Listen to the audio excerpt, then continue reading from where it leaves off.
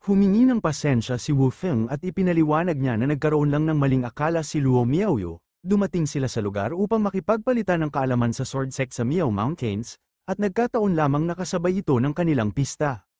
Dagdag pa niya, wala rin silang alam kung paano pipiliin ng mga babae ang magiging asawa nila.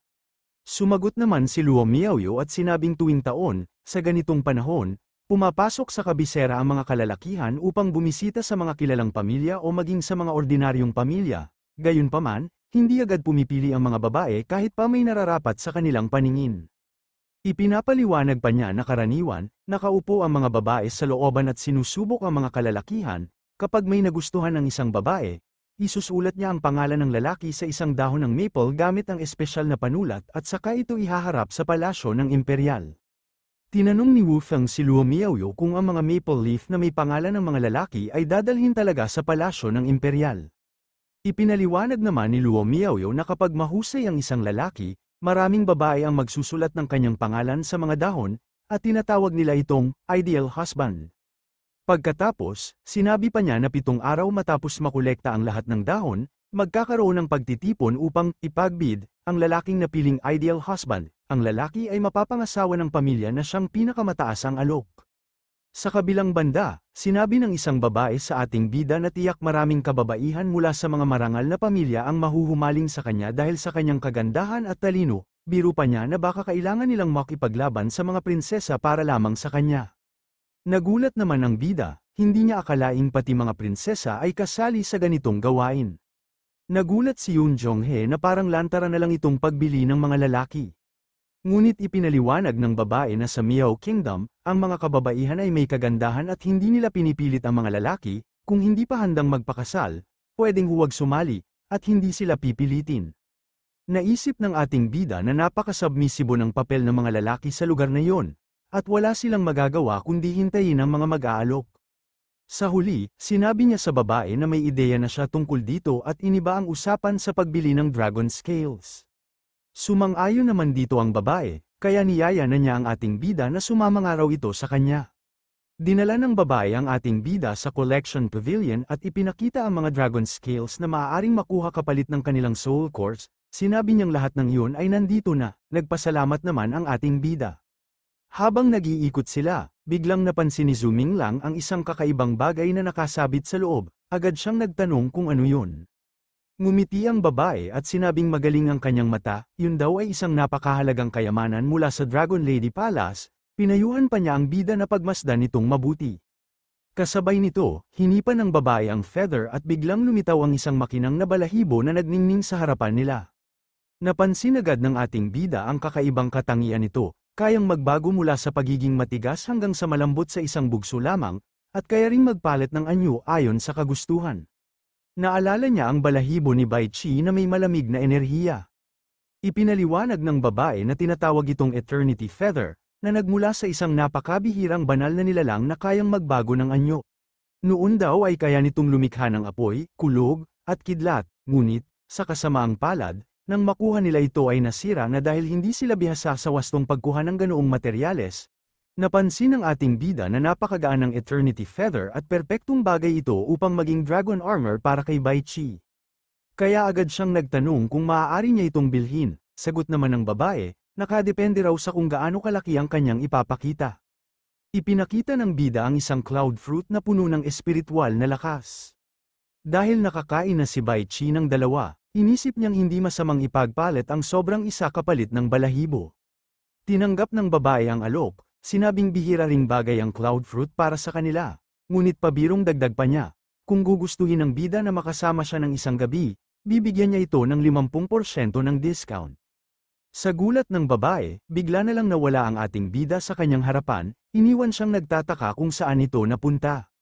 Makalipas ang ilang sandali, kasama ng ating bida si Bai Qi habang nakalatag ang mga materyales sa harap nila, handa na ang lahat at may disenyo na rin mula kay Nanling siya. Kaya tinanong niya kung dapat na ba nilang simulan ang paggawa. Ngunit nag-alinlangan siya, iniisip kung kailangan bang magsagawa ng ritual, tulad ng paghahandog ng ibang materyales o paggawa muna ng maliliit na bagay bilang ensayo. Mahalaga kasi ang Eternity Feather, at sapat lang ito para magamit ng isang beses, hindi sila maaaring magkamali. Bilang pampalakas loob, nagbiro siya na sasamba muna siya kay Ginoong Koy, ang maswerteng sagisag ng Zhou clan, na palagi niyang inaanyayahan tuwing gumagawa siya ng mga armor. Habang naglalakad-lakad, hinanap ng ating bida si Ginoong Koy ngunit hindi niya ito matagpuan kahit saan, napaisip tuloy siya kung baka kinuha ito ng kusinero para gawing sabaw. Mabilis niyang tinaboy ang ideya at nagsabi ng mahigpit na hindi siya dapat maging palapaniniwala sa mga pamahiin. Sa halip, naisip niyang maaari na lang niyang tanungin si Xinghua upang hulaan kung magiging matagumpay ang paggawa niya ng armor. Pagkatapos, nagtungo ang ating bida kay Xinghua, kasabay nito, kumatok ang ating bida sa pintuan ni Xinghua at nagtanong kung andoon ba siya. Binuksan naman ni Xinghua ang kanyang pintuan habang kakatapos lamang nitong maligo. Dahil dito, bigla na lamang nagdugo ang ilong ng ating bida sa kagandahan ni Xinghua. Nahihiya at nag-aalangan, sinabi ni Zhu Min lang na nais niyang gumawa ng mamahaling dragon armor, ngunit dahil hindi siya ganoon kagaling, mataas ang posibilidad ng pagkabigo, kaya gusto niyang ipahula kay Xinghua ang magiging resulta. Habang nagsasalita, bigla siyang naguluhan at napaisip, si Xinghua at Yanzi pala ay iisang tao, naalala pa niya na sina Ling Xia at Yanzi ay kambal, at si Ling Xia at Yusuo naman ay parehong tao rin. Dahil dito, sobrang naguluhan siya at inisip na ito na ang pinakamalupit na pahirap sa kanya, hindi niya na kayang manatiling kalmado sa harap ng ganitong sitwasyon. Pagkatapos mag-isip ng ating bida, napagkamala ni Xinghua ang ating bida sa kanyang iniisip. Kaya kaagad siyang itinaman ni Xinghua at sinabing hindi siya si Yanzi, nahihiya rin ng bida at humingi ng paumanhin. Nagayos si Xinghua ng suot at saka nagpayo na maaari lamang magtagumpay ang bida sa kanyang balak tuwing isang gabi ng taglagas sa gitna ng matinding lamig. Napagtanto ng bida na tama ang sinabi ni Xinghua, dahil lahat ng kanyang gagamitin ay may kakayahan ng elemento ng yelo, at ang temperatura ay may malaking epekto sa tagumpay o pagkabigo. Lubos siyang nagpasalamat kay Xinghua at sinabing malaki ang naitulong nito sa kanya. Tahimik lamang na tumugon si Xinghua. Matapos ang kanilang pag-uusap, nagpaalam ang ating bida kay Xinghua at mabilis na umalis, tahimik lamang siyang tinugon ni Xinghua. Habang papalayo, halos hindi na makontrol ng ating bida ang kanyang sarili at inisip na kung magtatagal pa siya roon ay baka tuluyan siyang matukso, kaya't nagpasya siyang humanap ng mga materyales na may kakayahan ng elemento ng yelo upang mapakalma ang kanyang damdamin. Pagkatapos nito, ipinasuot ng ating bida ang malakumukutitap na kasangkapan kay Bai Qi. Masaya itong tinanggap ni Bai Qi at masiglang umungol bilang tugon, tanda ng kasiyahan at pagiging akma ng suot. Kinabukasan, nagplano ang ating bida, sa gitna ng matinding lamig ng gabi, kukunin niya ang inskripsyon ng yelo mula sa Eternity Feather at idaragdag yun sa natapos na dragon armor. Alam niyang napakahalaga ng hakbang na ito, maaari itong magtagumpay o tuluyang mabaigo, dahil dito, nagpasya siyang anyayahan si Ginoong Koy upang masiguro ang lahat. Kinagabihan, dumating si Ginoong Koy matapos siyang ipatawag ng ating bida, medyo nagreklamo pa ito dahil pinatawag siya nito sa kalagitnaan ng gabi, at sinabi niyang hindi naman siya interesado sa paggawa ng dragon armor, mas gusto raw niyang maglibot at maglakbay nitong mga nagdaang araw. Ngunit ngumiti lamang ang ating bida at sinabing gusto lang niyang makakuha ng kaunting swerte mula kay Ginoong Koy upang magtagumpay ang kanyang gagawin. Naging seryoso ang ating bida at idinagdag na ang lahat ng ito ay para magtagumpay siya. Pagkatapos ay agad siyang nagsimula, habang nagliyab ng apoy ang kanyang mga kamay at nagsimulang gamitin ang mahiwagang balahibo na bumabalot ng kakaibang enerhiya. Habang isinasagawa ng ating bida ang ritual, nagliwanag ang Eternity Feather at lumabas ang 4 na uri ng inskripsyon, kidlat, apoy ng kandila, apoy, at yelo. Alam niyang napakahirap kunin ang yelo mula rito dahil kailangang ihiwalay ito sa iba pang elemento. Kasabay nito, nag-focus si Zhu Ming lang at ginamit ang kanyang kapangyarihan. Unti-unting lumitaw ang malamig na liwanag ng yelo mula sa balahibo, hanggang sa bumuo ito ng makapangyarihang anyo na nakapalibot sa kanya. Matapos ang matinding proseso, matagumpay niyang nakuha ang inskripsyon ng yelo, napangiti ang ating bida at sinabi na ang pinakamahirap na bahagi ay natapos na. Napaisip ang ating bida habang patuloy na pinagsasanib ang pakpak, balahibo, kuko, katawan, at buntot sa loob ng hurno. Habang pinagmamasdan niya ang nagliliyab na asul na apoy, nagtanong siya sa kanyang sarili kung ano kaya ang magiging anyo at lakas ng dragon armor kapag ito ay nabuo na. Makalipas ang 2 oras, sinabi ng ating bida kay Ginoong Koy na bubuksan na niya ang hurno. Ngunit agad na sumagot si Ginoong Koy nang may iniis, nahuwag siyang tratuhin parang isang mascot na sasayaw pa, isa siyang koi na may dangal. Tumango na lang ang ating bida at ipinagpatuloy ang pagbubukas ng hurno. Mula rito, isang napakaliwanag na liwanag ang bumulaga, at isang nilalang nakahawig ng puting ibong may pakpak ang lumabas. Kasabay nito, lumitaw ang dragon armor, gayunpaman, napansin ng ating bida na hindi ito kasing ningning tulad ng inaasahan niya. Napaisip siya kung nagkamali ba siya at nakalimutang lagyan ng inskripsyon ang dragon armor. Kasunod nito, sinubukan na ng ating bida ang kanyang ginawang dragon armor kay Bai Chi. Nang maisuot ni Bai Chi ang dragon armor, bigla itong naglabas ng nakakasilaw na liwanag. Unti-unting kumalat ang asul na enerhiya sa buong katawan nito at nagbago sa isang makapangyarihang anyo ng labanan. Sa gulat at tuwa ng ating bida, napatunayan niyang nagtagumpay siya. Hindi niya akalain na isa pala itong maliit na sagradong bagay, dahil kahit isa lang sa 5 bahagi, pakpak, balahibo, kuko, buntot, o katawan, ang nagkaroon ng inskripsyon, sapat na iyon para magawa ito. Si Ginoong Koi naman ay halos hindi makapaniwala, namangha siya kung paanong isang baguhan tulad ng ating bida ay nakalikha ng isang ganito. Sa sobrang pagtataka, napaisip tuloy siya kung totoo bang kaya niyang magdala ng swerte.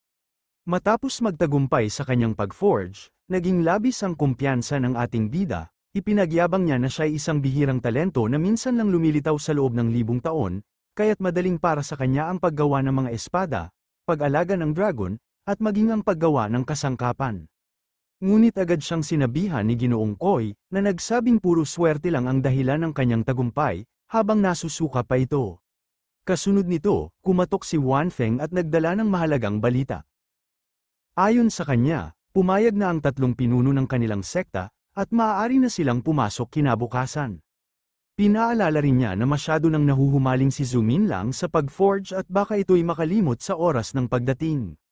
Bilang babala, sinabi pa ni Wan Feng na hindi ganoon kadaling makapasok, lalo na't hindi nila gusto ang mga lalaki sa kanilang sekta. Bukod pa rito, isa siyang galing sa sword sect ng Yao Mountains, kaya tiyak na maraming makakalaban sa kanya doon. Kalma namang tinanggap ng ating bida ang babala at nagpasalamat, ngunit nang maisara niya ang bintana, mariin niyang pinagtibay ang kanyang loob para sa darating na hamon. Buong tiwala at sigasig ang nadama ni Zhu Minlang nang maalala niya ang kinabukasan. Sa wakas, maaari na niyang burahin ang kahihiyang naranasan noon.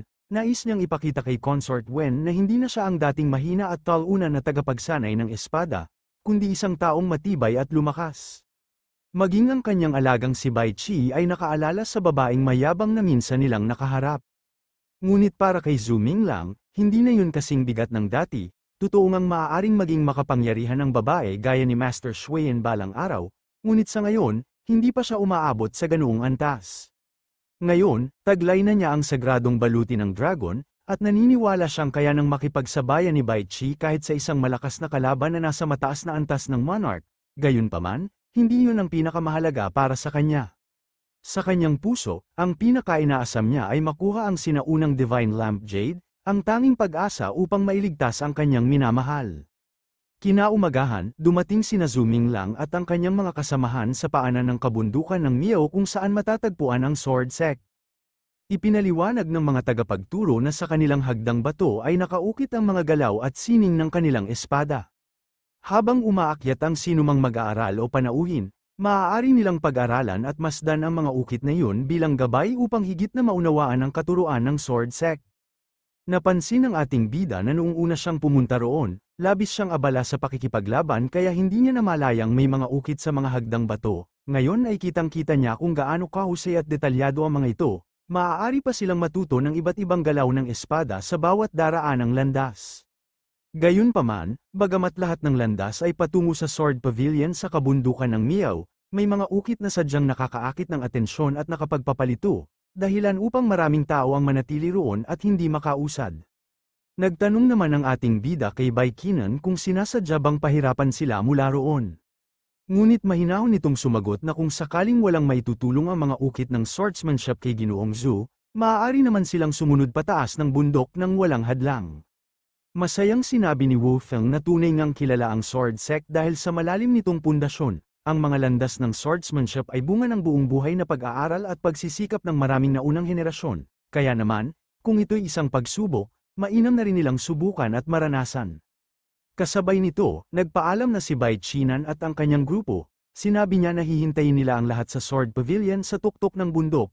Pagkatapos noon, mabilis silang umalis at lumipad paakyat ng bundok. Sinabi ni Wu Feng na maghiwa-hiwalay na sila ng daan, pumili siya ng gitnang daan. Sinabi din ng ating bida na kukunin niya ang kaliwang daan. Habang naglalakad sila, napansin ni Nanling siya ang mga ukit sa daan na pinili ni Zuming Lang, agad niyang sinabi na may kakaiba rito. Sa isip ng ating bida, tunay ngang mahusay si Nanling siya bilang isang pintor, dahil agad nitong nakita ang problema sa isang tingin pa lang. Tinanong ng ating bida kung maliligaw ba siya sa bundok kapag hindi niya naunawaan ang mga ukit na yon. Seryosong tumugon si Nanling siya na oo, kapag hindi nakuha ang kahulugan ng swordsmanship sa mga ukit, mauulit lamang ang kanyang paglalakad, parang paikot-ikot, at baka pangaraw na mahumaling siya ng husto dito. Ngumiti ang bida at hinamon siya, tingnan daw nila kung sino ang unang makarating sa tuktok. Tinanggap ni Nanling siya ang hamon at sumang-ayon. Makalipas ang ilang sandali, nakarating ang ating bida sa isang lugar na biglang naglabas ng kakaibang enerhiya. Doon ay nakita niya ang libingang espada, isang lugar na puno ng nakabaon at nakatayong mga espada na tila nabubuhay. Nagulat siya nang makita ang mga espada na parang may sariling apoy at kaluluwa, kaya't napaisip siya kung mayroon ding mga sword spirits dito.